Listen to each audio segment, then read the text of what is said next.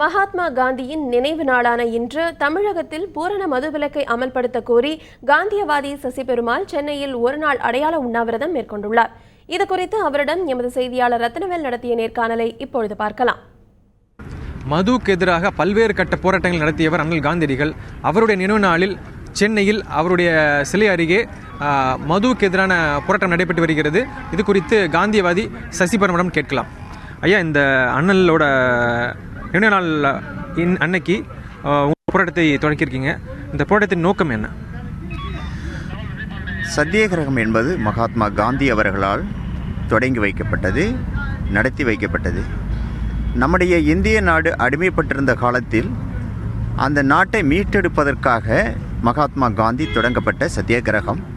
இன்று மக்கள் பெரும்பகுதியினோர் இந்த மதுவுக்கு அடிமையாகிவிட்டார்கள்.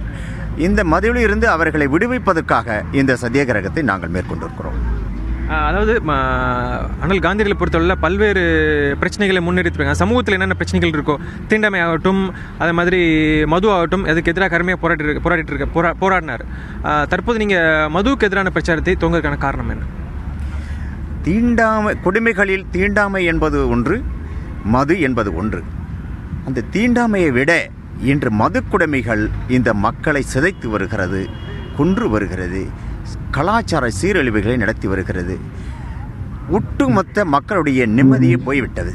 படிக்க வேண்டிய மாணவர்கள் பள்ளி சாலைக்கு செல்வதை விட்டுவிட்டு மதுக்கடைக்கு செல்கின்ற அவலம் ஏற்படுகிறது. எனவே இந்த சூழ்நிலையில் இந்த சமுதாயத்தை மாற்ற வேண்டுமென்றால் இந்த மது ஒழிய வேண்டும். நாடு முழுவதும் பூரண மதுவிலக்கு அமல்படுத்த வேண்டும்.